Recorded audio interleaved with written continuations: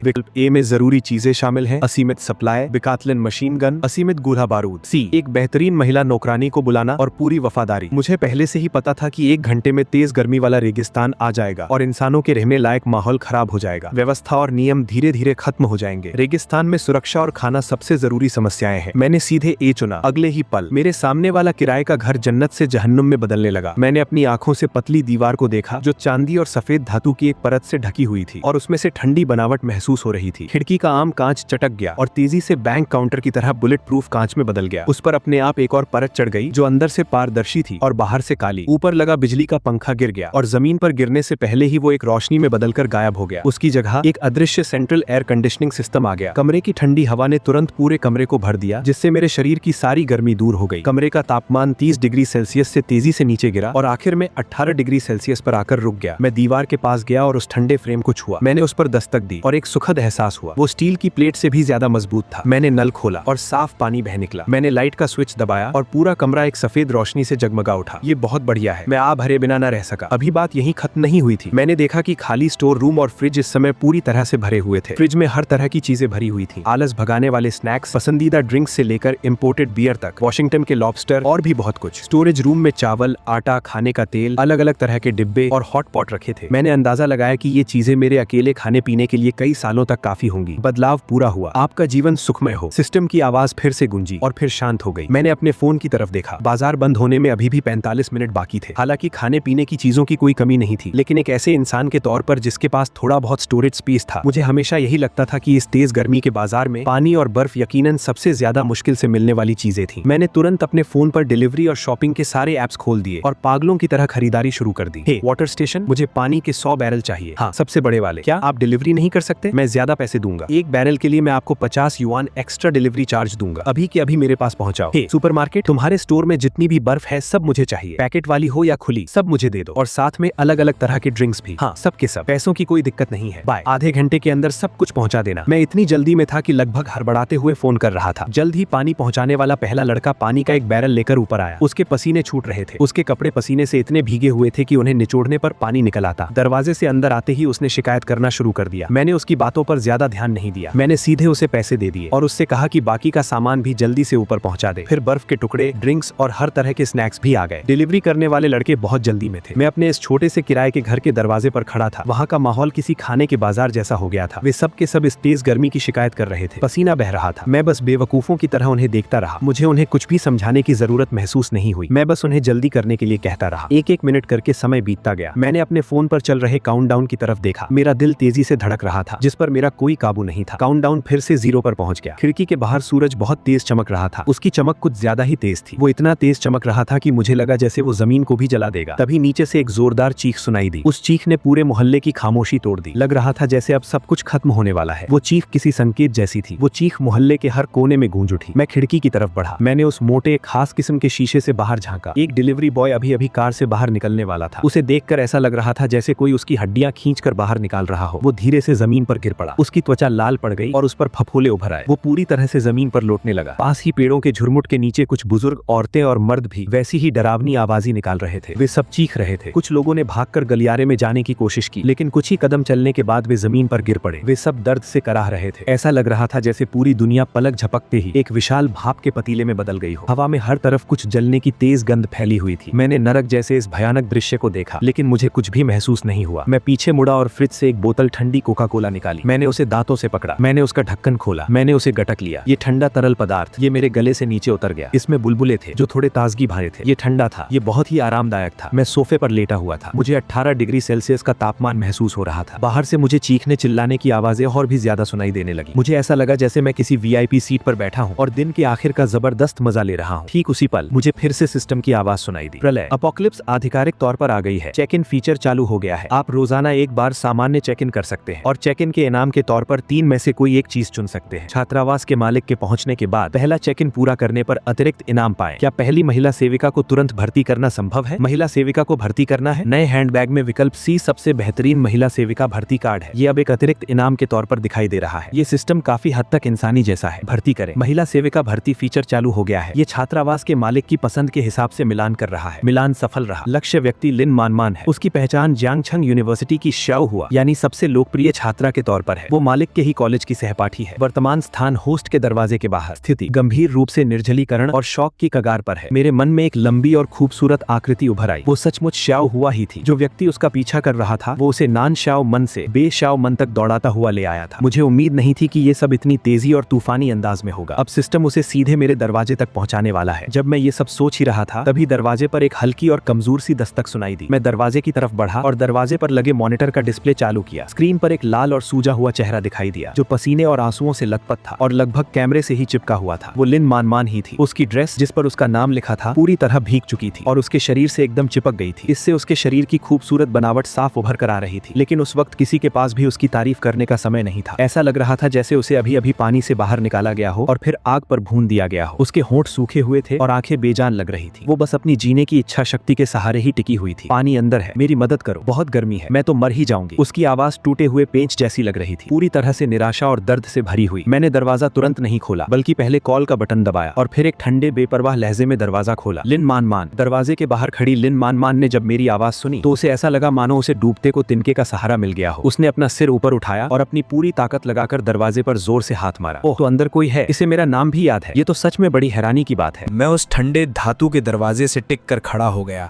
और धीरे धीरे एक गिलास कोक पीने लगा। मैंने बहुत ही धीमी और नपी तुली आवाज में कहा, मैं तुम्हारी मदद क्यों करूं? लिन मानमान जोर से चिल्लाई, नहीं, तुम्हें मुझे अंदर आने देना ही होगा। तुम्हें मुझे वो सब करने देना होगा जो मैं करना चाहती हूँ। जो चाहो वो करो। मैंने अपनी बात फिर से दोहराई, क्या तुम सच में यही चाहती हो? बहुत बढ़िया। मैंने सिर हिलाकर सहमति दी। अब से तुम कोई ऊंचे खानदान की लाडली बेटी नहीं रही। तुम मेरी क्लासमेट भी नहीं हो। तुम तो बस मेरी नौकरानी हो। क्या तुम्हें मेरी बात समझ में आ गई? दरवाजे के बाहर पसरा सन्नाटा मेरी बातों को सुनकर जैसे हक्का बक्का रह गया था। लेकिन मैंने उसे कोई जल्दी नहीं मचाई। मुझे पता था कि उसके पास चुनने का कोई और विकल्प बचा ही नहीं था। बाहर का तापमान लगातार बढ़ता ही जा रहा था। हर गुजरते पल के साथ वो मौत के और भी करीब पहुंचती जा रही थी। कुछ ही पलों बाद स्पीकर से लिन मानमान की रोती, बिलखती और शर्मिंदगी से भरी आवाज सुनाई दी। मुझे समझ आ गया, मैं तुम्हारी नौकरानी हूँ, प्लीज मुझे थोड़ा पानी दे दो। मैं बस यूं ही नहीं कह सकता था कि ठीक है, तुमने मान लिया तो मैं तुम्हें अंदर आने देता हूँ और तुम्हें ठंडा पानी पिलाता हूँ। ये तो एक मेन कॉन्ट्रैक्ट का मामला था। इसकी शर्तें बेहद सीधी सादी मगर सख्त थीं। इसका मुख्य सार ये था कि लिन मानमान नकली सुचैन की निजी संपत्ति बनने के लिए अपनी मर्जी से राजी है।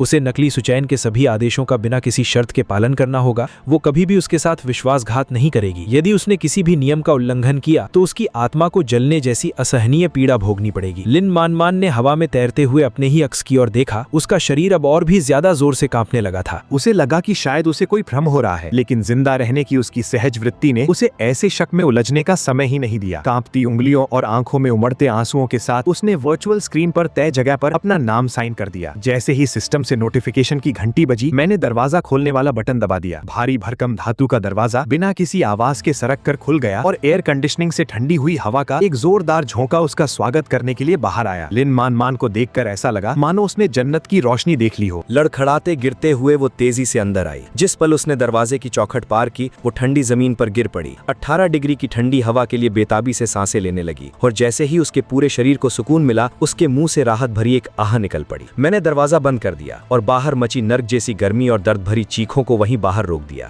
मैंने नीचे जमीन पर पसरे हुए उसे देखा, ऊपर से नीचे देखते हुए मानो किसी नई मिली हुई ट्रॉफी की तारीफ कर रहा हूँ। स्वागत है मेरी सबसे पहली नौकरानी। लिन मानमान काफी देर तक जमीन पर ही पसरी रही, अपनी सांसें वापस पाने के लिए संघर्ष करती रही और आखिरकार किसी तरह खुद को संभाल कर उठ बैठी। जब उसने सामने का नजारा देखा तो वो पूरी तरह से हक्का बक्का रह गई। ये जगह उसने चारों ओर देखा। हैरानी से उसकी आंखें फटी की फटी रह गईं। ठंडा सुकून देने वाला तापमान, दोपहर की तेज धूप जैसी रोशनी, शानदार आधुनिक सजावट जो इतनी साफ सुथरी लग रही थी मानो बिल्कुल नहीं हो, और पास रखे फ्रिज के शीशे वाले दरवाजे से दिखने वाले तरह तरह के शानदार पेय पदार्थ। यहाँ की हर चीज दरवाजे के बाहर की दुनिया से बिल्कुल अलग थी। एक ऐसी दुनिया जहाँ झुलसा देने वाली गर्मी थी, पूरी तरह से निराशा थी और हर तरफ लाशें बिखरी पड़ी थी। अगर ये जन्नत नहीं है तो और क्या है? तुम्हारा घर ऐसा क्यों है? उसने खुद से ही कहा। उसकी आवाज में पूरी तरह से हैरानी और उलझन भरी हुई थी। मैंने उसके सवाल का कोई जवाब नहीं दिया। मैंने बस फ्रिज से मिनरल वाटर की एक बोतल निकाली, उसका ढक्कन खोला और उसकी तरफ चला पड़ा। मैंने उसे एक पिल्ले की तरह उसके मुंह के पास नीचे झुका दिया। जब मैंने धीरे धीरे पानी को नीचे जाते देखा तो मेरी नजरें वहीं टिकी रहीं। मुझे अपनी किसी भी इज्जत आबरू की कोई परवाह नहीं थी। मैंने तुरंत बोतल को अपने मुंह से लगाया, अपने सूखे होंठ खोले और सारा पानी गटक लिया। पानी की बोतल जल्दी ही खाली हो गई। अब उसकी जान में जान आई, मानो जैसे उसने 100 सालों से पानी पिया हो। उसका चेहरा थोड़ा लाल हो गया था। शुक्रिया। उसने सांस ली। उसने मेरी तरफ एक उलझी हुई नजर से देखा। वो एहसानमंद भी थी और डरी हुई भी। हमारे बीच थोड़ी दूरी भी थी जिसे वो छिपा नहीं पा रही थी। मैं उसकी भावनाओं कुछ समझ नहीं पाया। मैंने ठंडे लहजे में कहा, अपनी हैसियत याद रखना, तुम इसी के लायक हो। जाओ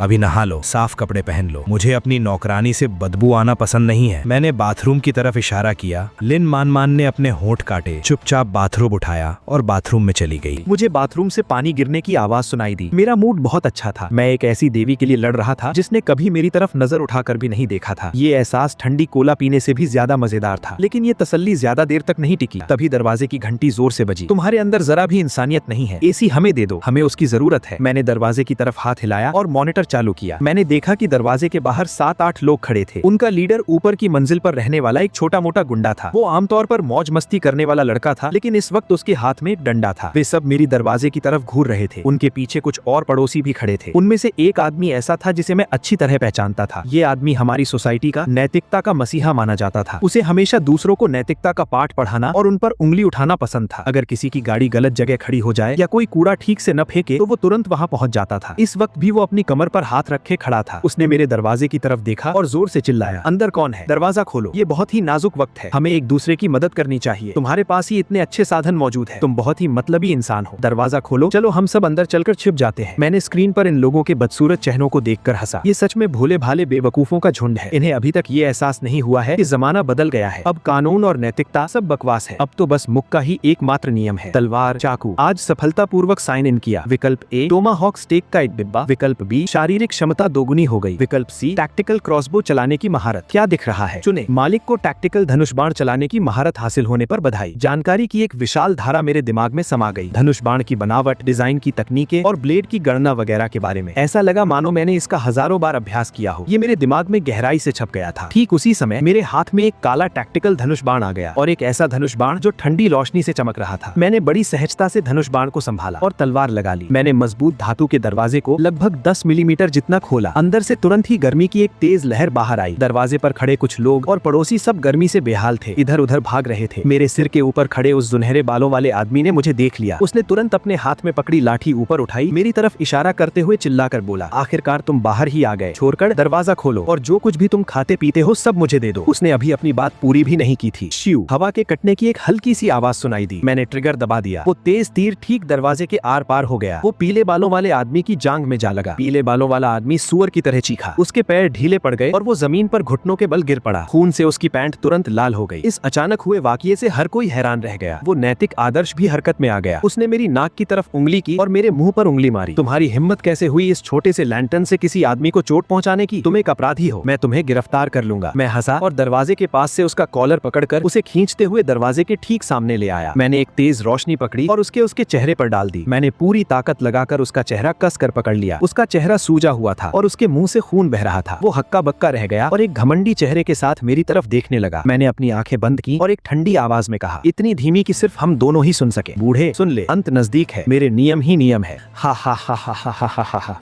पुलिस, हो सकता है अब तक वे भुनकर कबाब बन चुके हो। अगर तुमने एक भी बेवकूफी भरी बात और कही तो अगली बार सिर्फ पैर में गोली मारना जितना आसान नहीं होगा। ये कहने के बाद मैंने उसे जमीन पर धकेल दिया। मेरी ठंडी नजर दरवाजे के पार गई और मैंने बाकी लोगों से एक एक करके कहा, किसकी हिम्मत है मेरे दरवाजे के अंदर कदम रखने की? पड़ोसी और दूसरे लोग जमीन पर गिरे पीले बालों को देख रहे थे और मेरे हाथ में रखे रुमाल को देख रहे थे। वे बुरी तरह डर गए और मेरे दरवाजे से भाग खड़े हुए। उस गर्मी और दर्द ने उन्हें समझा दिया कि असली निराशा क्या होती है। मैंने दरवाजा खटखटाया। दुनिया फिर से सामान्य हो गई। ठीक उसी समय लिन मान अभी अभी बाथरूम से बाहर निकली थी। उसने एक बड़ा सा येड रंग का चोगा पहना हुआ था। उसके बाल गीले थे। उसने दरवाजे और रुमाल पर लगा खून देखा और वो डर के मारे कांप उठी। अभी अभी क्या हुआ? मैंने उसकी तरफ भी नहीं देखा। मैंने रुमाल वापस सिस्टम को दे दिया और उसे जाने का हुक्म दिया। जाओ, बाथरूम में नहाने के लिए पानी तैयार करो, मुझे नहाना है। मेरी ठंडी आवाज सुनकर लिन मान की जान ही निकल गई। उसने मेरे भावहीन चेहरे की तरफ देखा और दरवाजे के बाहर दिखे खून और शोर के बारे में सोचा। शायद उसे अंदाजा हो गया था कि क्या हुआ है। डर ने शिवसी और बूगान को पूरी तरह जकड़ लिया था। उसकी कुछ भी पूछने की हिम्मत नहीं हुई। उसने बस अपना सिर झुका लिया और दबी हुई आवाज में कहा, जी। फिर वो मुड़ी और वापस बाथरूम में चली गई। थोड़ी ही देर में पानी गिरने की जोरदार आवाज सुनाई दी। मैंने खुशी से सिर हिलाया। यही तो बात है, एक नौकरानी को नौकरानी जैसा ही दिखना चाहिए। मैं दरवाजे की तरफ बढ़ा। दरवाजा खोलते ही अंदर आने वाली गर्मी सेंट्रल एयर कंडीशनर की तेज ठंडी हवा से उड़ गई। मैं नीचे उकड़ू बैठ गया। जमीन पर खून की कुछ गहरी लाल बूंदों को देखते हुए वे थोड़ी चकाचौंध करने वाली लग रही थी, थोड़ी चकाचौंध करने वाली। जब लिन मान बाहर निकली तो मैंने जमीन की तरफ इशारा किया। मैं अपने घर में कोई भी गंदी चीज नहीं देखना चाहता था। लिन मान का चेहरा और भी ज्यादा पीला पड़ गया था। खून को देखते हुए उसका शरीर कांप रहा था। क्या मैं ये नहीं कर सकती? नहीं। वो मुड़ी और उसने सिर हिलाया। उसने जमीन पर उकड़ू बांटने के लिए एक पोंछा और पानी की बाल्टी ढूंढी। उसने धीरे धीरे करके उसे पोंछा, उस हंसी को देखते हुए जो कभी शब्दों में बयां नहीं की जा सकती थी। इस पल वो एक असली नौकरानी जैसी दिख रही थी। खून साफ करने के लिए वो जमीन पर घुटनों के बल बैठ गई। मुझे संतुष्टि का एक ऐसा एहसास मिला जिसे शब्दों में बयां नहीं किया जा सकता था। यही है सत्ता, यही है खामोशी। ये एक देवी को भी गुलाम बना सकती है। असली कहानी तो अब शुरू होगी, इसीलिए सब्सक्राइब करके एपिसोड 2 कमेंट कर दो दोस्त।